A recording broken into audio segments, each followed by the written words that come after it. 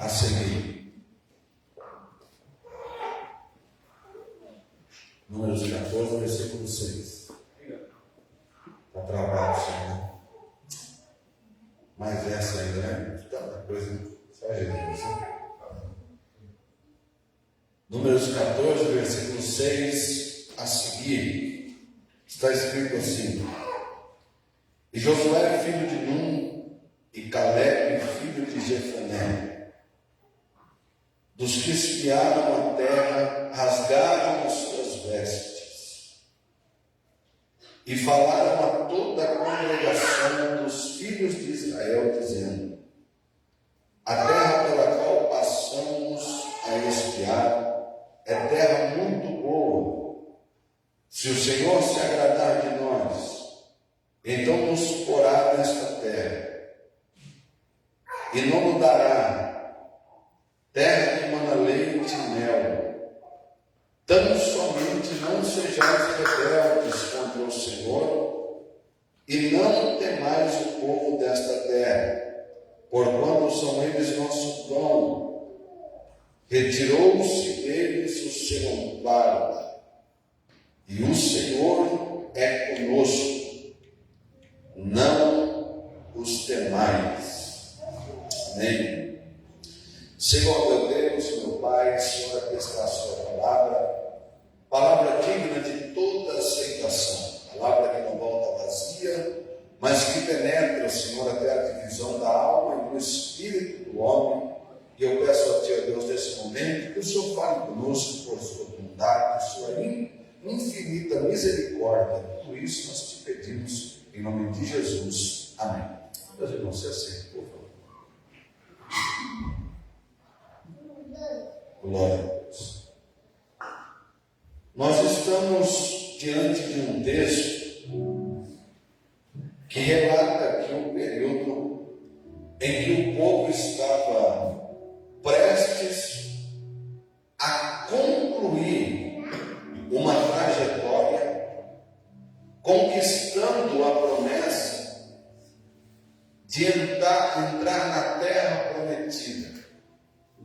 Essa promessa, ela havia sido feita por Abraão, ou por Deus a Abraão, lá em Gênesis. Deus havia prometido a Abraão, dizendo que Deus permitiria que o povo fosse para o cativeiro egípcio, permanecesse lá por 400 anos, e o próprio Deus disse: depois eu vou arrancar o povo e vou conduzi-los para uma terra que mana leite e mel, conhecida por nós como a terra da promessa. Deus, ele prometeu a Abraão. Abraão morreu, mas a promessa de Deus permaneceu de pé.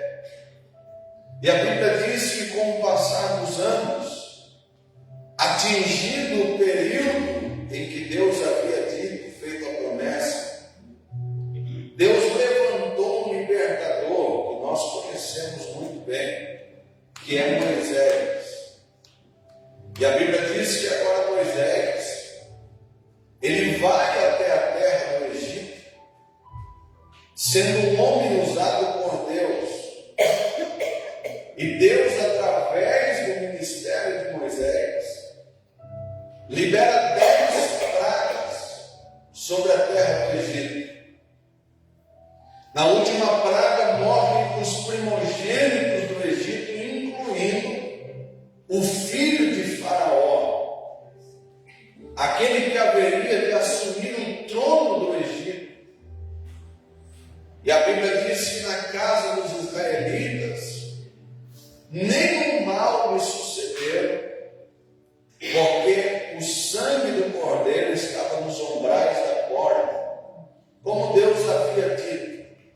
A casa em que estiver a marca do sangue, o anjo da morte não vai entrar, e aconteceria um grande livramento.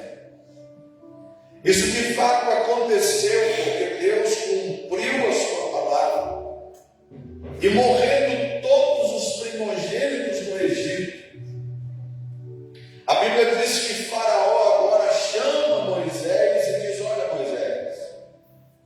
De fato, o seu Deus tem cumprido as suas promessas e nós não queremos vocês mais aqui. Então nós vamos abrir os portões do Egito e vocês podem ir para o meio do deserto, adorar o seu Deus, servir ao seu Deus. E Moisés agora pega o povo e sai para o meio do deserto para adorar a Deus. Nós sabemos que nessa trajetória eles vão se deparar com o Mar Vermelho, aonde eles não viam saída. Deus vai abrir o mar.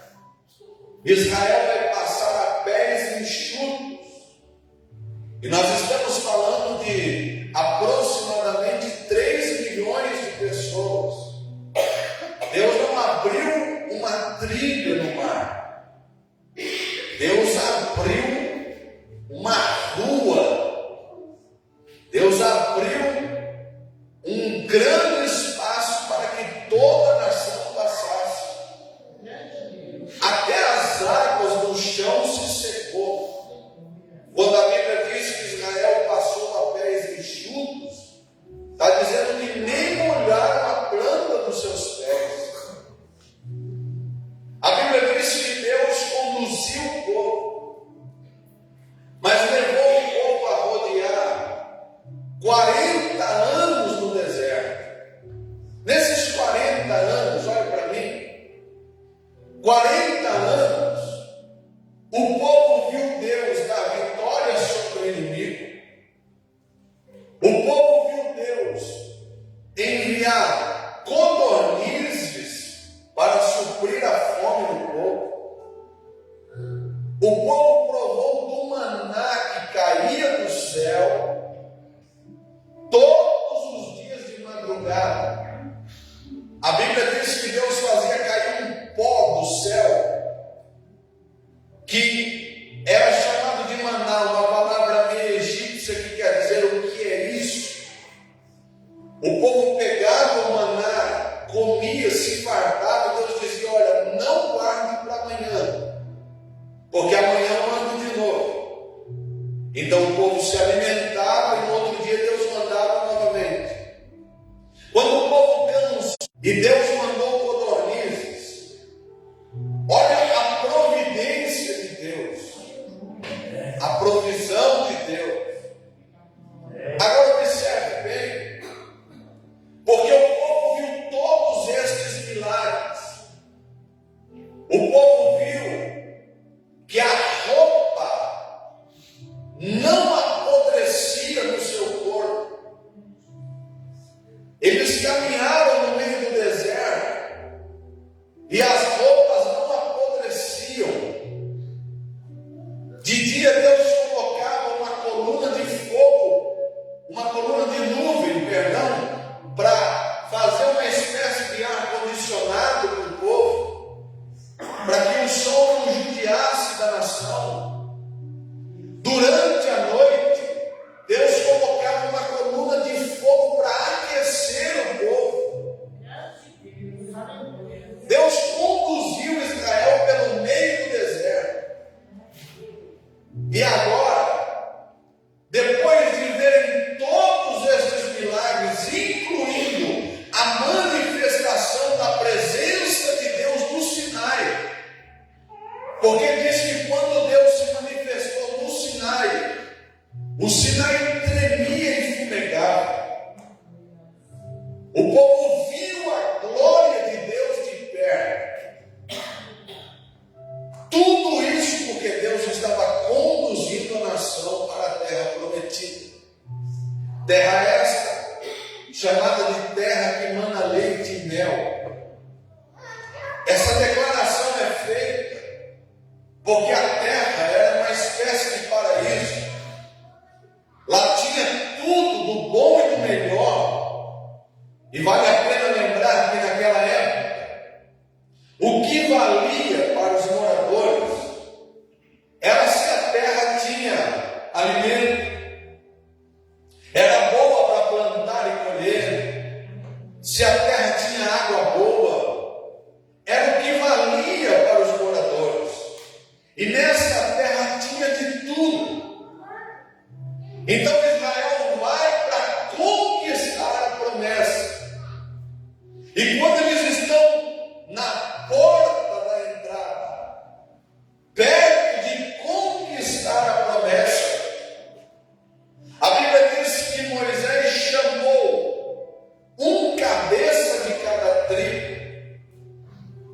E chamou 12 homens e disse: entrem na terra e espiem a terra.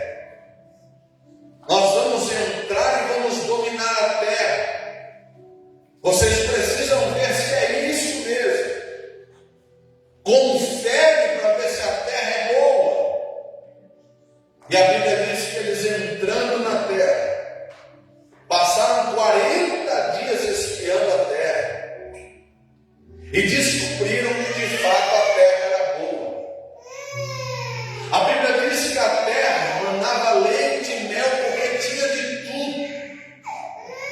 A terra era tão abençoada, um lugar tão maravilhoso, que a Bíblia diz, meus irmãos, olhem para mim, a Bíblia diz que para pegar um cacho de uva, precisava de 2 homens, para trazermos em uma madeira um cacho de uva para 2 homens carregar. A terra tinha de tudo. Porém, quando eles espiaram a terra e viram que a terra era boa, eles também perceberam uma coisa lá: que a terra estava dominada por 7 nações. Estava dominada pelos girgazeiros, jebuseus, fariseus, tudo que é eu estava lá. A terra estava dominada e entre os moradores da terra estavam também os filhos de Anak, que eram chamados de gigantes. Homens que assombravam e assustavam as pessoas pelo seu tamanho.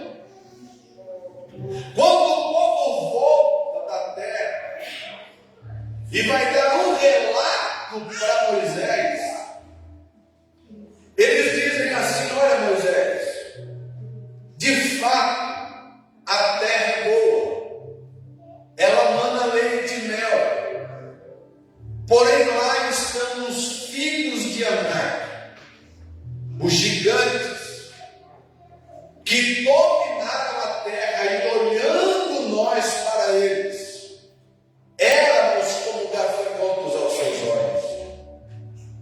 E eles olhando para nós, éramos como gafanhotos também. Eles olharam para os gigantes e se sentiram pequenos, insignificantes, a ponto de não ver possibilidade de conquistar a terra.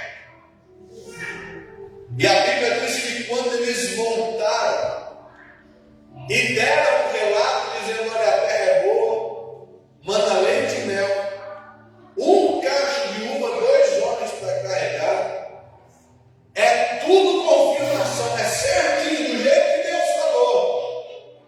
Mas lá tem gigantes, lá tem homens maus, perversos.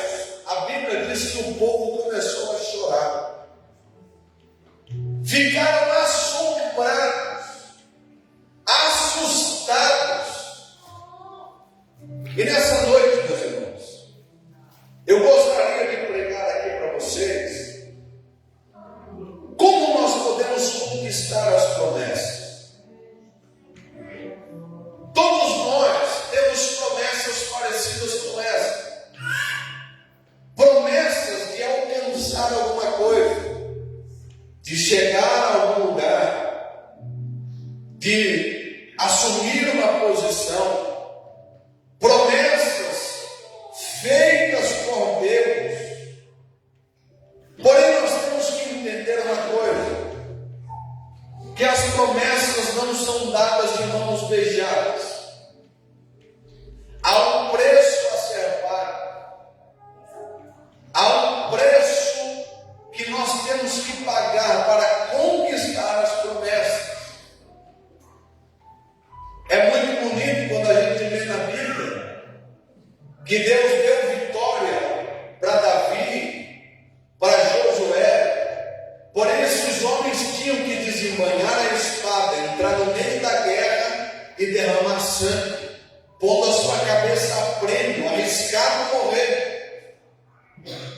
Então a luta, ela é constante. A promessa está feita. Quem fez a promessa foi Deus. Mas a promessa está acompanhada de adversários. A promessa está cheia de lutas que nós precisamos conquistar. Então, pastor, como nós vamos conquistar? Em primeiro lugar, nós vamos conquistar, observando aí o versículo 1 do capítulo 14. A Bíblia diz assim, presta atenção para você entender bem. Então toda a congregação levantou a sua voz e chorou.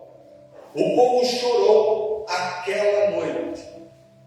Por que o povo chorou? O povo chorou por causa das palavras dos homens que voltaram da terra. Quando eles ouviram a palavra, eles ficaram tão atemorizados que eles começaram a chorar.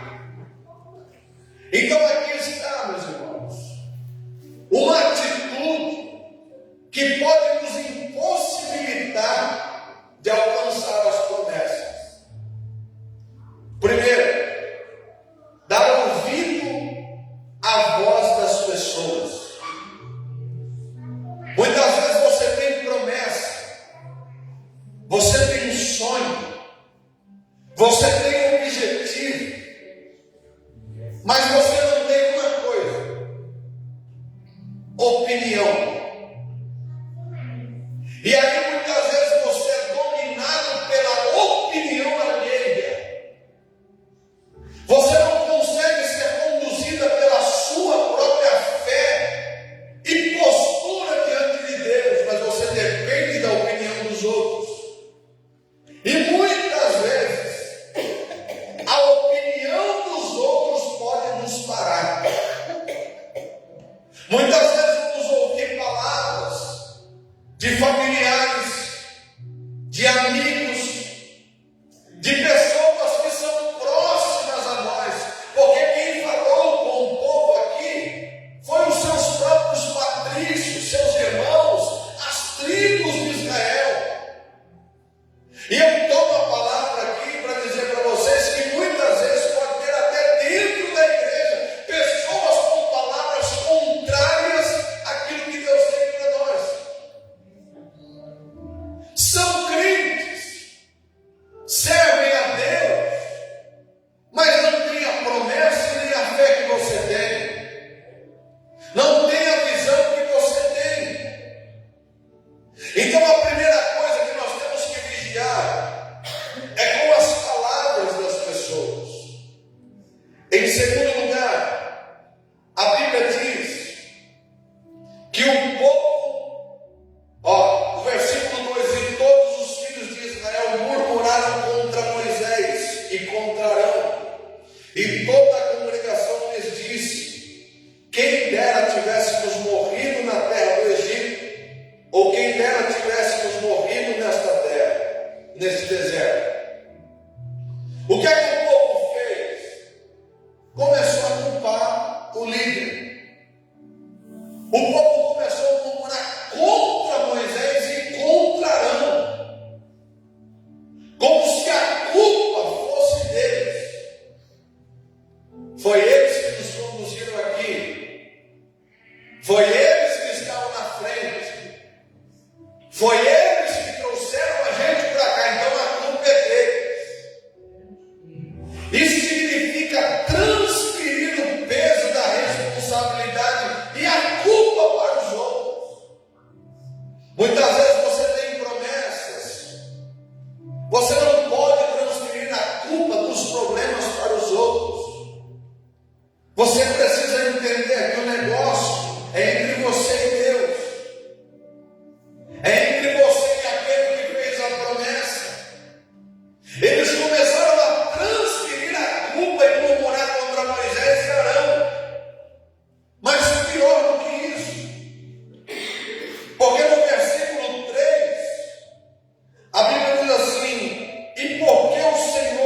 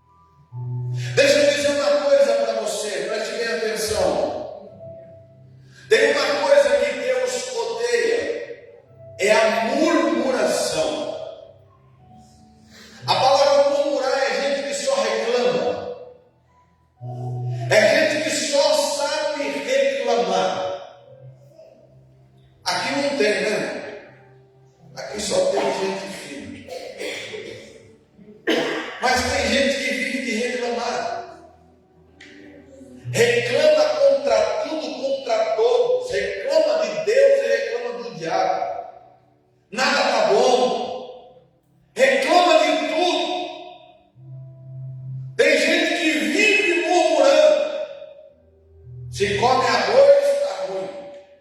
Se come feijão, está ruim. Se come salsicha, está ruim. Se come carne, está ruim também. Se tem uma roupa boa, glória a Deus. Se não tem, reclama. Vive de murmurar. Não é grato a Deus. Não olha para Deus e agradece por aquilo que Deus fez, mas vive de cobrar e reclamar. Era isso que o povo estava fazendo. Começaram a reclamar e dizer assim: olha, será que Deus me trouxe até aqui para morrer? Será que Deus me trouxe até aqui porque Ele quer me matar? Será que Deus nos trouxe até aqui para isso? A murmuração pode tirar você do propósito de conquistar a promessa. Por isso a Bíblia diz, meus irmãos, em tudo dai graças. Aprenda a ser grato a Deus. Aprenda a ser agradecido a Deus. O povo reclamou. E para piorar, o que pode nos tirar do propósito, versículo 4, e diziam uns aos outros: constituamos um líder e voltemos ao Egito. O que é que o povo fez? Reclamou, murmurou e disse: quer saber, irmãos, 40 anos de caminhada. O povo falou: vamos levantar um líder e vamos voltar para o Egito. Vamos voltar para a escravidão. Vamos voltar para dentro da cadeia. Vamos voltar a ficar debaixo da mão de Faraó. Por quê? Porque o povo esqueceu do sofrimento que tinha lá. O povo esqueceu que lá eles viviam debaixo de chibata. O povo esqueceu que Faraó representa o próprio diabo. E tem gente que pensa que dentro da igreja está pior do que no mundo. Porque quando eu estava no mundo eu não passava isso. Porque quando eu estava no mundo as coisas davam certo. Porque quando eu estava no mundo, blá blá blá blá blá blá blá. Porque quando eu estava no mundo, blá blá blá. É porque você esqueceu que no mundo você estava condenado ao inferno, que no mundo quem regia a sua vida era o diabo. Você esqueceu que no mundo você tinha a amargura do mundo e você veio para Cristo justamente pelo sofrimento que você tinha no mundo, ou talvez porque você sentiu e entendeu o plano da salvação e porque muitas vezes a gente quer voltar. Porque muitas vezes que bate uma saudade do mundo. Sabe por que bate a saudade do mundo? Porque Deus não faz do jeito que eu quero. Porque Deus não faz a hora que eu quero. Porque Deus não obedece minhas ordens. Deus trabalha do jeito que Ele quer. E nós temos que entender uma coisa. Se Ele fizer, Ele é Deus. Se Ele não fizer, Ele continua sendo Deus. Deus não precisa de nenhum de nós aqui para viver. Nós precisamos dele. O povo se esqueceu do sofrimento. Se esqueceu da luta que enfrentaram na terra do Egito. Mas observe bem aí comigo, porque nós vamos ver aqui a resposta de Deus. A partir do versículo de número 26 e 27, Deus vai responder. Depois falou o Senhor a Moisés e Arão: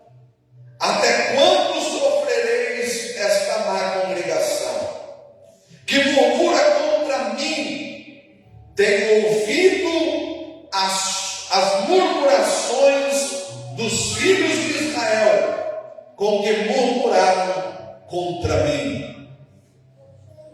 Deus vai aparecer e vai dizer: eu estou ouvindo a murmuração. Deus está ouvindo a murmuração. Muitas vezes ninguém ouve, mas Ele ouve. Ninguém vê, mas Ele vê. Deus ficou irritado, e olha a atitude. Versículo de número 30, Deus diz assim: não entrareis na terra pela qual levantei a minha mão, que vos faria habitar nela, salvo Caleb, filho de Jefoné, e Josué, filho de Num. O que aqui Deus está dizendo? Deus está dizendo que Ele não iria mais cumprir a promessa que Ele havia feito. E aí tem gente que fica: quem tem promessa não morre. Quem tem promessa pode ir para o mundo que Deus traz de volta. Quem tem promessa é Deus, Ele promete, mas quando o homem não quer, Ele também não é obrigado a cumprir. Deus promete, e a promessa de Deus é condicional. A promessa, existe uma condição para se cumprir. O povo não cumpriu com a sua parte, Deus não é obrigado a cumprir a dele. Olha o que é que Deus vai dizer para o povo. No versículo de número 28 e 29. Disse-lhes: vivo eu, diz o Senhor, que como falaste aos meus ouvidos, assim farei a vós outros. Nesse deserto cairão os vossos cadáveres, como também todos os que vos foram contados segundo toda a vossa conta, de 20 anos para cima, os que dentre vós contra mim murmuraram. Sabe o que é que Deus está dizendo aqui? Olha, irmão, é pesado, mas é o que Ele está dizendo. Vocês estão falando que querem morrer? Então morra. Vai morrer toda essa geração no meio do deserto. Porque eu não vou cumprir mais o que prometi. Deus retira a sua palavra. E o povo está dizendo: olha, era melhor ter morrido na terra do Egito. Era melhor ter morrido no meio do deserto. Deus está dizendo: é isso que vocês querem? Então morram. Não vou colocar ninguém mais nessa geração para dentro da terra. De 20 anos para cima, Deus disse que não vai ficar ninguém, salvo Josué e Caleb. E nós vamos entender já já o porquê. 20 anos para cima, Deus disse que vai morrer todo mundo. Sabe o que foi que Deus disse para Moisés? Leva esse povo para o meio do deserto e rodeia o deserto até morrer toda essa geração. Deus não tem pressa. A promessa de Deus não tem pressa. Outra coisa que nós vamos aprender aqui é que para se cumprir a promessa de Deus, muitas vezes depende mais de nós do que de Deus. Talvez você tenha promessa da parte de Deus e está dizendo que está demorando muito, mas qual é a sua posição diante da promessa? Você tem crido na promessa ou só tem reclamado? Você tem acreditado na promessa ou só tem reclamado? Você tem acreditado que Deus pode fazer ou só tem reclamado? Quando você entra pelo caminho da murmuração e começa a reclamar, automaticamente você está dizendo: Deus não tem poder para fazer isso. É por isso que Deus não tolera.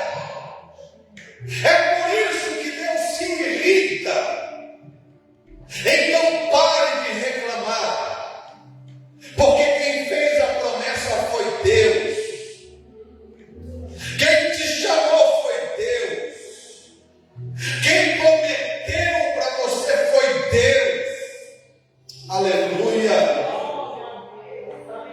Deus disse que ninguém vai entrar, mas olha aí. Olha como que vai ficar difícil.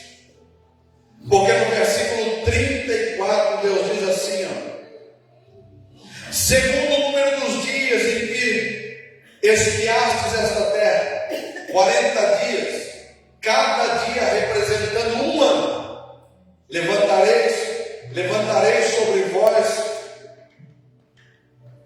a vossas iniquidades 40 anos, e conhecereis o meu afastamento. Deus disse: vou me afastar do povo, vou sair do meio de vocês, vou me afastar do meio de vocês, e vocês vão caminhar no deserto 40 anos sozinhos, até morrer.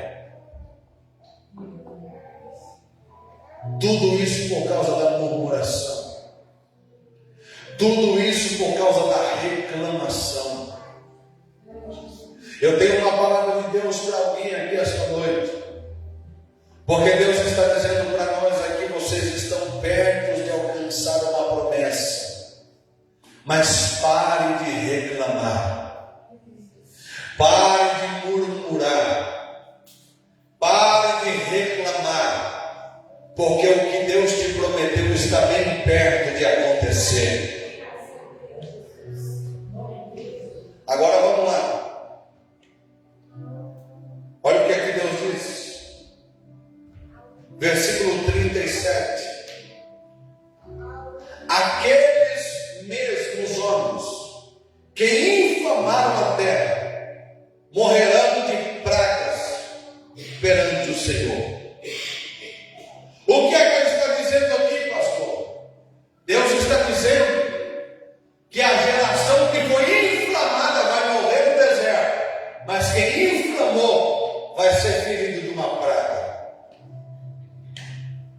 Deus vai criar uma praga. Essa palavra praga, no sentido original ali no hebraico, é magepá, ferir, golpear fatalmente, juízo.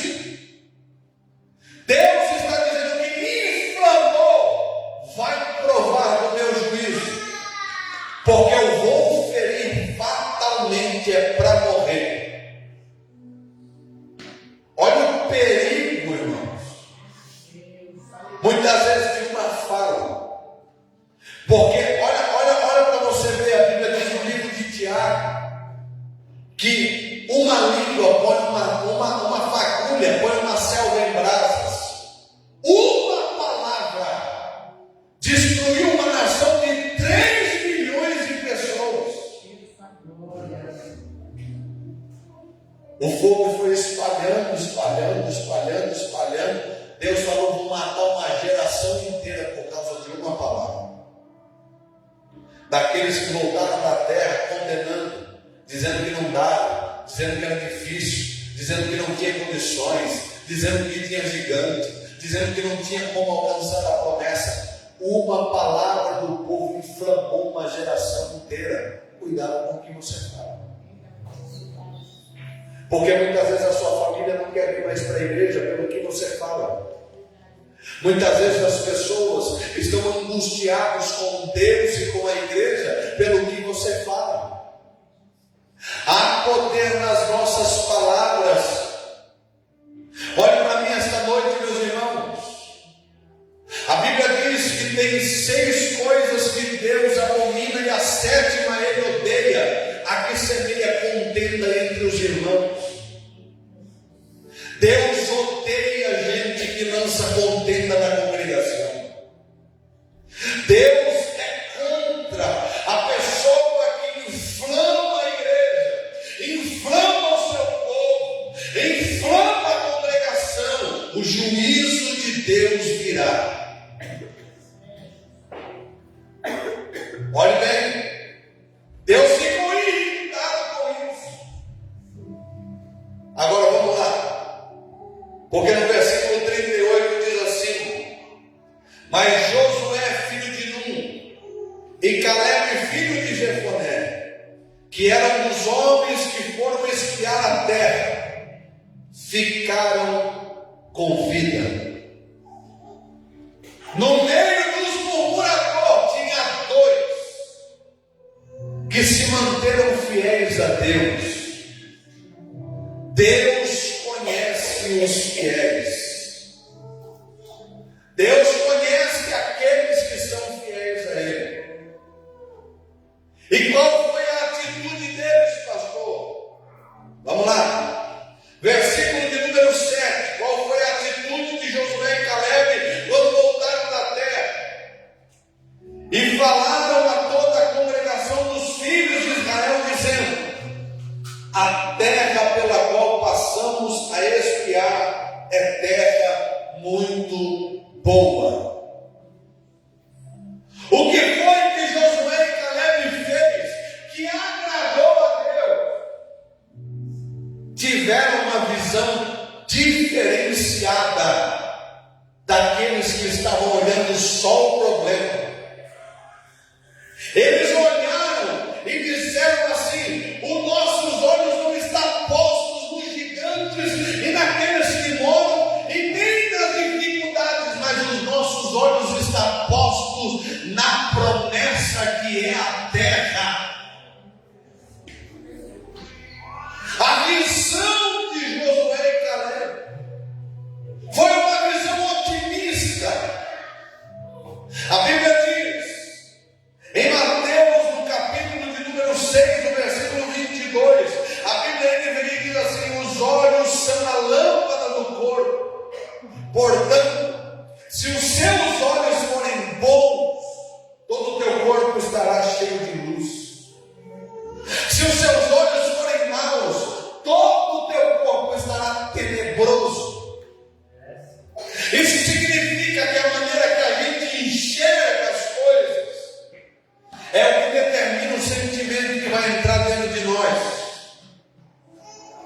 Tem gente que só vê luta, só vê problema, só vê desgraça, só vê dificuldade. Faça como Josué e Caleb. Quantos querem alcançar promessas aqui ainda esta noite? Olhe para a luta e diga: luta, você é grande, mas eu creio que Deus me dará vitória. O problema na minha casa é grande, o problema com meu filho é grande, o problema no trabalho é grande, mas eu tenho uma promessa e Deus me dará vitória. Oh, aleluia, Jesus. Pare de olhar problema. É o tempo todo olhando dificuldade. É o tempo todo olhando em rede social, não vê uma coisa boa, só vê desgraça. E liga a televisão e põe um canal da desgraça. E liga o rádio e quer ouvir desgraça. Deixa eu dizer uma coisa para você. A mídia trabalha assim. Quanto mais problema tiver no mundo, mais audiência terá. É por isso que eles fazem questão de propagar a desgraça. Então é isso que vai dar ibope. Se você ficar se alimentando desse lixo, a promessa de Deus vai ficar cada dia mais longe de você. Pare de olhar para coisas que não prestam. Olhe para a promessa de Deus na sua vida. Olhe para aquilo que Deus te prometeu. Olhe para aquilo que Deus falou com você. Oh, aleluia. Eu estou sentindo Deus nesta palavra. Quem tem ouvidos para ouvir, ouça o que o Espírito de Deus está falando com a sua igreja esta noite. Levante a sua mão comigo lá em cima, se você crê, e diga glória a Deus. Porque o diabo está tentando cegar a igreja, está tentando só fazer a igreja enxergar problema, está tentando fazer a igreja enxergar só dificuldade. Pare de olhar para a propaganda do diabo e olhe para as promessas de Deus. Não se distraia pelo caminho. Deus tem uma vitória para você. Deus tem vitória para a sua casa. Deus tem uma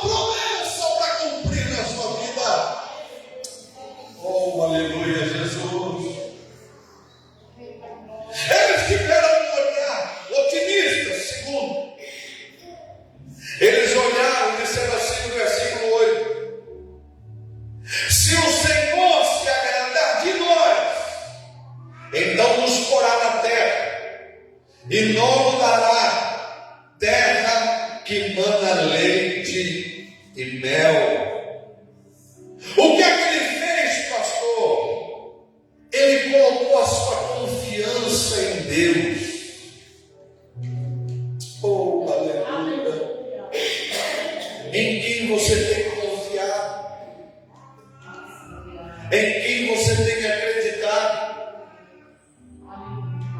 Eles disseram: olha, o problema está aí, tem dificuldade mesmo, a gente não está vivendo aqui só na espiritualidade, estamos enxergando o problema, mas se o Senhor se agradar de nós, Ele nos dará a terra, Ele vai fazer com que a gente possua esta terra. Pare de olhar só para o problema e olhe para Deus. Faça como Josafá, que disse para o Senhor: Senhor, tem luta e dificuldade, mas os nossos olhos estão postos em Ti. Nós estamos olhando para o Senhor, nós estamos olhando para Deus. Pare de olhar para você, porque você, quando olha para você, você vê limite, você vê que não tem como enfrentar, você vê que o problema é maior do que você vê que a luta é grande, que a dificuldade é grande. Olhe para o Deus que você serve. Essa luta pode ser grande, mas ela não é maior do que o seu Deus. Oh, glória! Levante a mão esta noite, receba esta palavra. Deus te dará estratégia, Deus te dará condições de conquistar a promessa. Essa luta, Deus te dará vitória sobre ela. Olhe para Deus, olhe para Ele, Ele pode te dar uma grande vitória. Ele é poderoso. Aleluia. Ele olhou para o Senhor. Versículo 9, e mais, pastor. Ele disse ao povo: tão somente não sejais rebeldes contra o Senhor, e não temais o povo desta terra. O que é rebeldia? Rebeldia é alguém que não se submete a uma autoridade. Quando nós não obedecemos o que Deus diz, nos tornamos rebeldes. Quando Deus diz vai e você não vai, você se torna rebelde. Quando Deus diz faça e você não faz, você se torna rebelde. É porque não se submete à autoridade de Deus. Mas Deus está dizendo aqui para nós: não sejais rebeldes e não temais. Muitas vezes a luta põe medo na gente. Muitas vezes a luta amedronta a gente. Mas Deus está dizendo: não seja rebelde, obedeça a minha palavra e não tenha medo. Oh, glória, eu sinto Deus aqui. Obedeça a minha palavra e não tenha medo. Não se desespere, porque Deus é contigo. Ah, pastor, mas a luta está muito grande, a dificuldade está muito grande, mas Deus é contigo, Deus vai te dar vitória. Pastor, a luta está grande, não tenha medo, porque Ele é o seu Deus. Não fique desesperado, continue olhando para Deus. Oh, glória a Deus. Olhe para mim que eu vou caminhar para o final. Ainda no versículo 9, olha o que ele diz: tão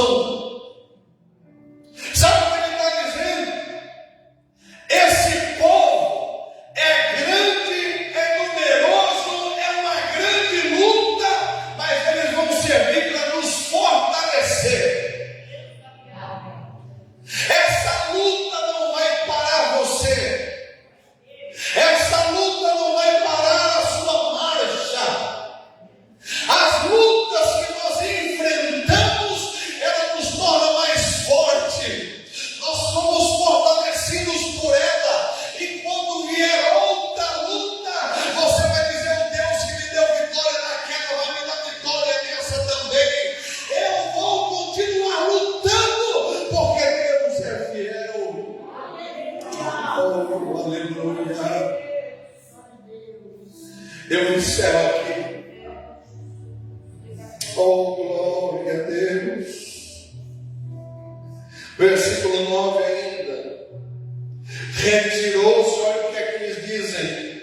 Retirou-se deles o seu amparo. O Senhor é conosco. Não nos temais. Sabe por que você vai conquistar a promessa? Porque o Senhor é conosco. O Senhor é conosco. Aleluia. Deus está com você. Nos dias bons Ele está com você. Nos dias maus Ele está com você. Jesus disse: eu estou convosco todos os dias, até a consumação dos séculos. Deus está com você, meu querido irmão. Deus está com você, minha querida irmã. Deus está com você, Ele te dará vitória. Essa luta não vai te matar. Deus vai te abençoar. Deus é contigo. Eu não sei quem foi que te desamparou. Eu não sei quem foi que virou as costas para você. Eu não sei quem foi que você colocou a sua fé. Mas Deus está dizendo: eu serei contigo. Eu vou dar vitória para você. Aleluia. Deus está conosco. Você crê nesta palavra? Às vezes os amigos nos abandonam, os parentes se afastam, às vezes as pessoas que a gente conta dão as costas para nós, mas glorifique a Deus, porque o Senhor é conosco. O Senhor é conosco. O Senhor é conosco. Ele está conosco para nos dar a vitória. Ele está com você para abrir essa porta. Ele está com você para alcançar essa promessa. Ele está com você para salvar a sua casa, para salvar a sua família. Ele está com você para curar a enfermidade, para te dar a vitória. Ele está com você. Aleluia. Você crê nesta palavra? Creia, porque Deus te fará herdar a terra que Ele te prometeu. Você acredita que tem um tempo de promessa para você? Você acredita que o Deus que te prometeu, Ele é fiel para cumprir? Você acredita que Deus te trouxe até a porta da entrada? Deus está dizendo: dá um passo, está perto para você alcançar, está perto para você conquistar, está perto para você entrar, está perto para Deus te dar aquilo que Ele te prometeu, está perto para Deus abrir essa porta, está perto para Deus salvar, está perto para Deus agir. Não pare agora, não reclame agora. Deus te dá a vitória. Glorifique a Deus esta noite. Daria louvar a Deus mais uma vez. Enquanto ela louva a Deus, você fica aí mastigando, meditando nesta palavra, porque Deus te fará herdar esta promessa.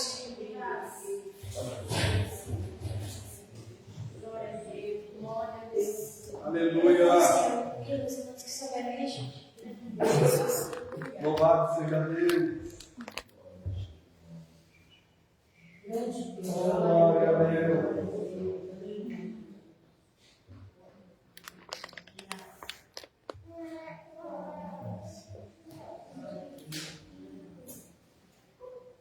Aleluia, grande Deus.